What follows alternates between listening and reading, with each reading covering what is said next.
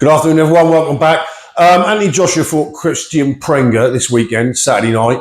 And this has caused a lot of chat and debate and there's a little bit of controversy in there, a lot of people aren't talking about. A lot of people are saying on the back of this performance that Anthony Joshua is shot on the back of this performance. And I just want to get into that. When I looked at this fight, and this was just a repeat performance of the Daniel Dubois fight. So if you think Anthony Joshua is shot now, he was shot then as well. And shot is a kind of a variable definition. Shot is, it can mean people can look shot in a number of ways.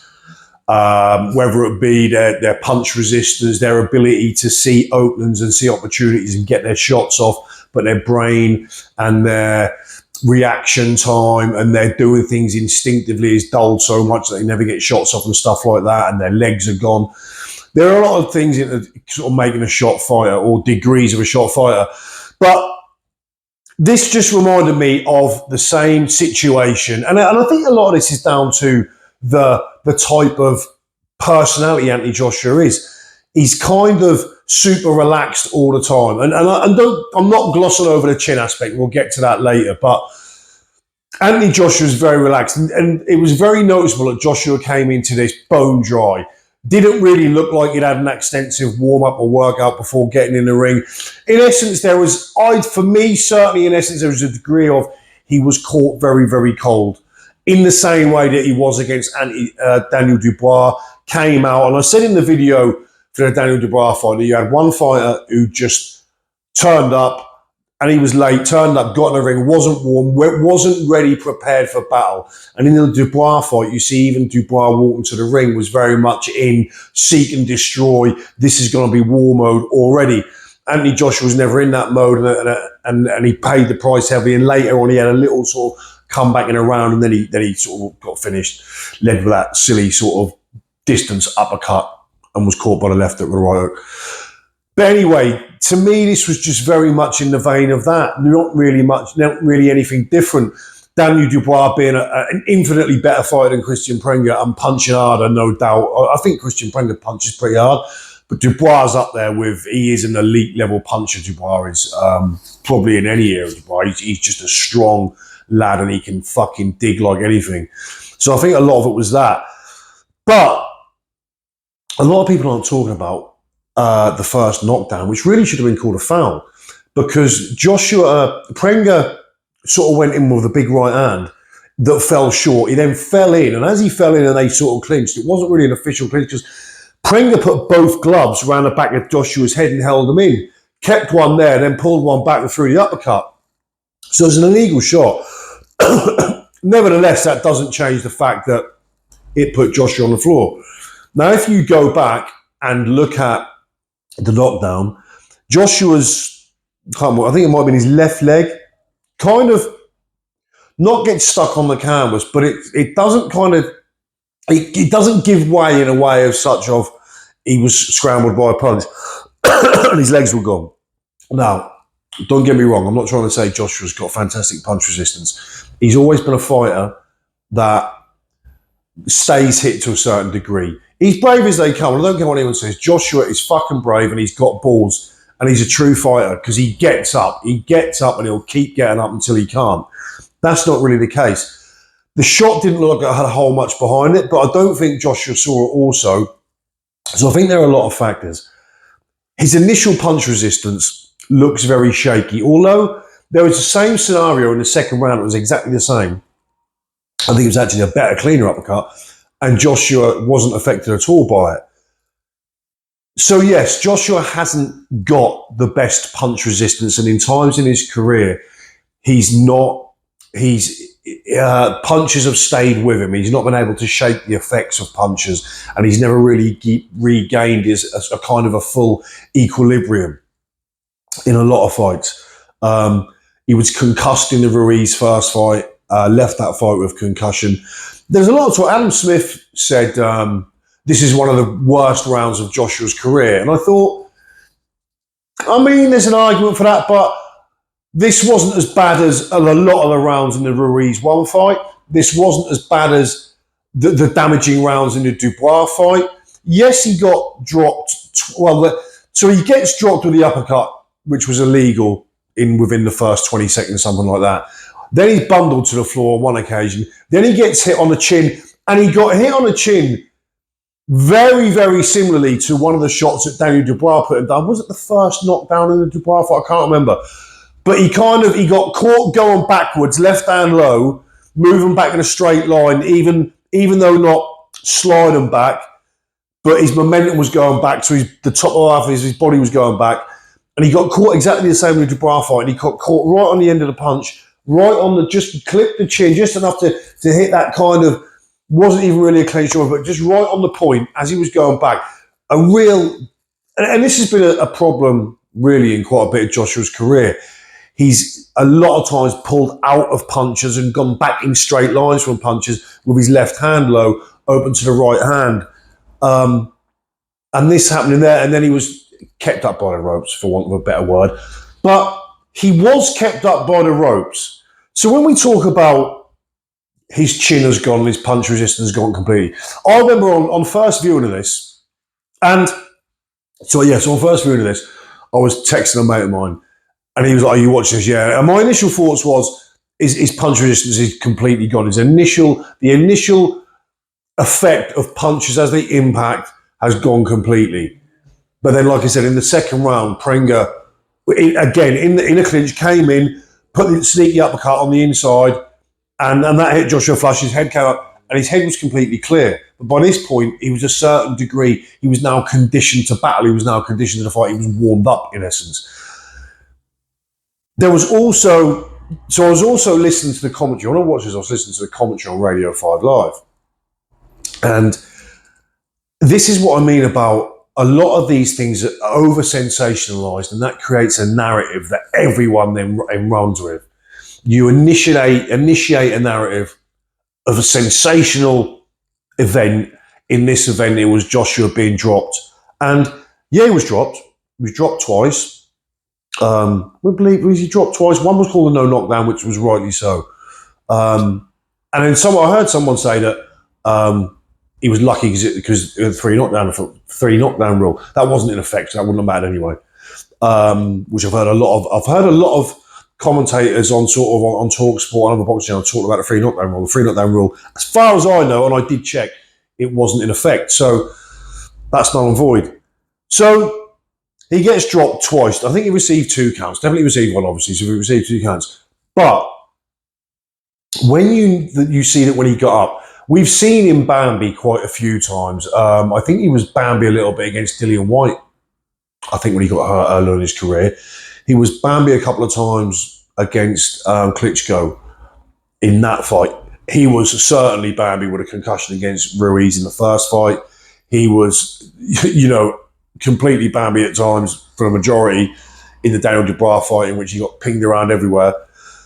He was never in that state in this. So he was never in that state. The first knockdown, he got up pretty fresh. His eyes were clear. And again, when he got up from that first knockdown, he was very, very calm. Too calm for me. We'll go on to the calmness in a minute. But he got up. He was very calm. His eyes were clear, looking directly at the referee. Legs were steady. Now, on Radio 5 Live, they were saying his legs are gone. Look at his legs, they're gone. Now, granted, I'm watching it on TV and I can only see, and I don't think the camera angles and the coverage for this fight were the best that I've seen.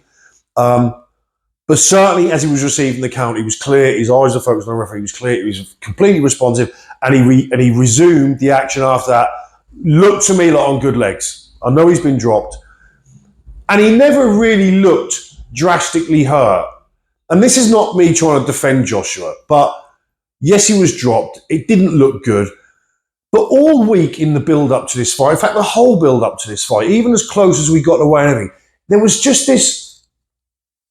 I don't want to talk about the car crash too much, but there was this really relaxed calmness. Other elements to this. This is a Kristian Prenga fight, and in the build-up to this fight, Joshua talked a lot. People were asking him about, we know this is Prenga, but this is, you got the Fury for others. And there was quite a few interviews where Joshua says, I'm not looking past Prenga, but of course I'm thinking about the Fury fight. And he said that in quite a few interviews. So there is an element of, his 100% focus wasn't on this fight. And this is not an excuse for the frailties of his chin and his sort of inability to absorb shots probably the way that he should. But he said he had essentially an eye on Tyson Fury.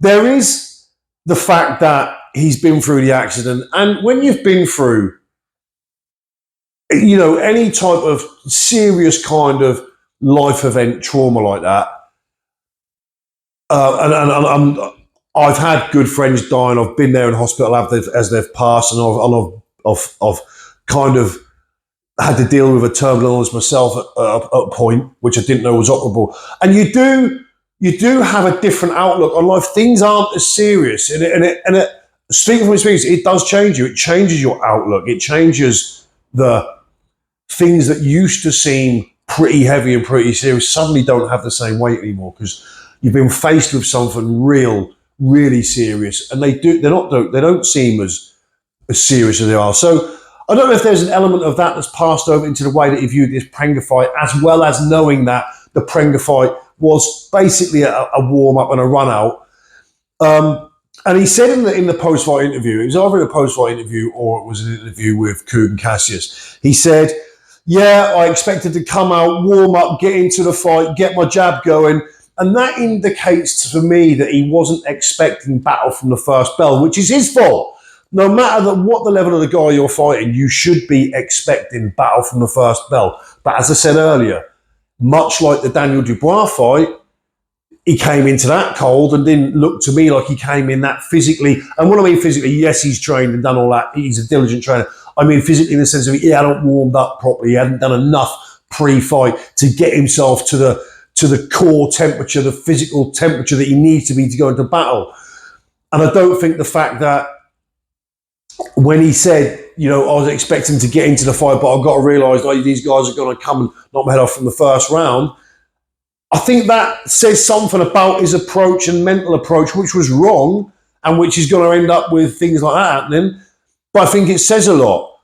And then he said, I realise these guys come to take my head off. And then in the second round, he said to himself, well, I can do this too. Why don't I just do this? Rather than trying to box my way and get myself into the fight and warm up and get to the mid-rounds and then start to do my work. And that's what he did. So there are a lot of aspects. I think it's very, like I said, I think the fact that the narrative has been sensationalised by the media and boxing press and stuff like that, and I think that's made more of this fight than really what it was, because I don't believe Joshua is not the fighter he was. Tyson Fury is not the fighter he was. Joshua's punch resistance has been questionable. I don't think Joshua's got a terrible chin. The amount of times Joshua's got up in his career suggests he hasn't got a terrible chin.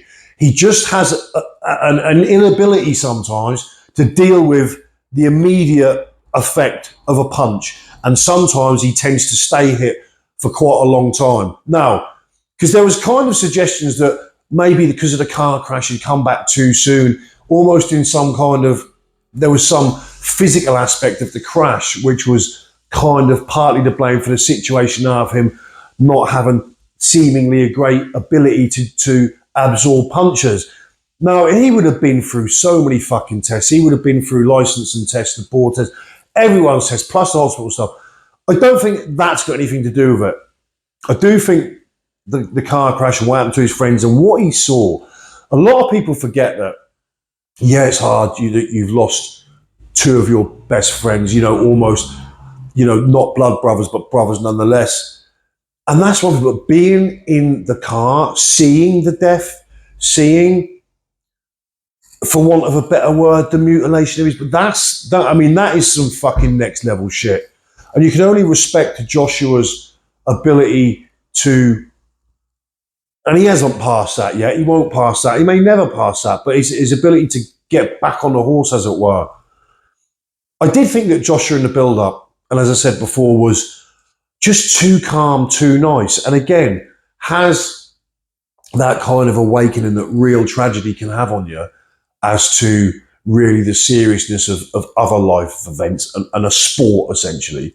I don't know how much of a part that played, but I do think it played a price, because I don't think I've ever seen Joshua so friendly and so relaxed, too relaxed in the build-up to a fight. And I think he carried that into the ring and into that first round and paid the price for that. As I said, I don't think, as again, in the Dubois fight, he came in not mentally or physically prepared in the moment for battle. And the other guy was. Unfortunately, against Dubois, you're in with a guy that, you know, when not given certain mental arithmetic to solve in a fight, is a fucking beast and is a killer. And Joshua was never going to win that night. You know, who knows whether Joshua beat Dubois at any time in his life. I think around the time of the Klitschko fight, that's a far better fight, a far more even fight. But just on the narrative of, on this performance, Joshua is shot.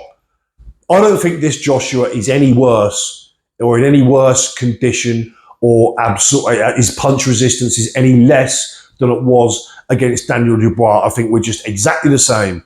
It's just this time it was Kristian Prenga, who doesn't punch as hard and he's nowhere near as good as Daniel Dubois. And so Joshua was able this time in the second round to get through it and come out victorious, which he did. The combination was good. The combination was old Joshua. And I know you can't do this, this is purely hypothetical, but take away the first round and this fight was what we all expected, the second round. And let's move on to what a lot of people talk about is some kind of fucking conspiracy theory, which is just so fucking asinine for people to suggest. And even Paulie Malignaggi and people like that, whose opinions I fucking greatly respect. And Paulie Malignaggi, I made a video about Paulie Malignaggi years ago about saying I think he's the best sort of pundit or colour man out there. And I'm not going to second guess Paulie Malignaggi, who's forgotten more about the game than I'll ever know. But what you're suggesting is, and let's say for instance, his narrative is true, and that this was a fix, and after the first round he was sort of told, whoa, too much on the line for you to, fucking, lay off the gas a bit and maybe just sit down. If that was the case going into the fight, right, you wouldn't go out in a seemingly even contest with no narrative, nearly knock a guy out, and then they tell you, whoa, this would have been, I don't believe in all this fucking fight fixes. Yes, it has happened. There are occurrences of it. It's generally not how fight fixing works. But you would have been told at least beforehand, wouldn't you? You wouldn't have been fucking left to chance at the fact he might knock him out, and then it's all over. I mean, it's just a fucking stupid idea in my head. But so Anthony Joshua, we knew was seriously degraded. It's certainly his punch resistance has never been the best. That being said, I don't think Joshua's got a terrible chin. He's proved at times in his career that he can get hurt and come back, and he can keep getting up off the floor from punches that other fighters would never get up off the floor from. So I don't think his chin is bad, but when I think his mind's not fully in it, and I think there is a problem with like initial punch resistance, those first effects immediately from taking a shot, and I think that is not a good area. That is probably a diminished area, yeah, and that is a worry. But I don't think Anthony Joshua is any more shot, if that's what you're going to say, than he was after the Dubois fight. I don't think it's any revelation, only the fact that this is a guy who was levels below and shouldn't have really got in and landed them shots. What Joshua did in the first round, when Prenga got that first uppercut, was the fact that he didn't control his range and take himself out of range of the guy coming in. He didn't pivot away. He didn't move backwards. I don't like fighters moving backwards too much, especially those fighters like Joshua who have a tendency to lean back, chin in the air, left hand down, because you go back, there's nowhere else to go after that. But this isn't, what I'm trying to say is this isn't new. There's no new revelation here about Joshua. There's nothing here that wasn't already there before the Dubois fight, essentially. He does have a problem holding initial shots when he's cold. And he does have he's always had, technically, offensively, he's like, there's very little fault, but defensively there's a lot. And I don't know if Joshua is always looking for an answer from a great trainer, from an Alexander Usyk, from a Derek James, from whoever it may be. But when fight time comes and he gets a ping on the chin or he gets under a bit of pressure, it doesn't matter who's been around him, how long he spent in camp, how long he spent with that manager, he reverts to type. And that's just an observation, an objective observation. So is Joshua shot? I mean, he's certainly, and it has been for some years. We know that. So this wasn't a shock. Is Joshua shot? Well, if he is shot, he's the same level of shot that he was going into the Dubois fight. And certainly after the Dubois fight. So nothing new other than it was a shock that he got hit by Prenga. But he came out in the second round and dealt with business as usual. And like I said, in the second round, Prenga done the same. I think he threw a jab right hand that fell short, fell into a clinch, and threw another uppercut on the inside that was flush. Joshua's head popped up. There was no effect at all. No effect at all. So it isn't as simple as just saying he hasn't got no chin. There are a lot of elements to it. Tyson Fury fought the night before. You could call that a fight. It's not a fight, really, is it? Against Marius Vac, who did chin Fury on a couple of occasions. I do even want to talk about the result. It doesn't really warrant talking about it as a fight because it weren't really a fight. It was a glorified move around. Marius got a payday, and some kids apparently got some money, didn't they? So, but Fury, I said in the what's his name, Russian fellow who he fought last, big lad who Dave Allen fought. I thought his legs looked well on the way to being gone there. They didn't look strong. They didn't look like the balance was great. He was easily walked back to ropes, things like that. It was I think it was the end of the fight or an end of the round in the Marius Vac fight where he kind of walked off and was just slightly off balance and just, looked slow, didn't look great. They're both diminished, aren't they? And we talk about who wins. I don't know. Is it a 50-50? Who knows? I certainly think, and this goes for both of them, they're both going to be more up for fights with each other than they are with either Marius Vac or Kristian Prenga. Because that's an issue as well. I don't care what anybody says. And like I said to you before, Joshua had said in many interviews, of course I'm thinking about Fury. You know, he said that. Fighters don't usually say that. It's a bit of a tempting fate and suggests that you're not really taking this guy as seriously as you should. And I think Joshua trains hard. I think he always trains hard. That's undoubted. You've never seen Joshua. Joshua loves training, needs training probably. So when you say take him lightly, it's psychologically taking them lightly, not being nervous, having no fear. He's not great. He's not great because they're tools in your arsenal. And without them, you are significantly weaker, especially going into someone who may end up being a banana skin. So, yeah. Anyway, I'll see you soon.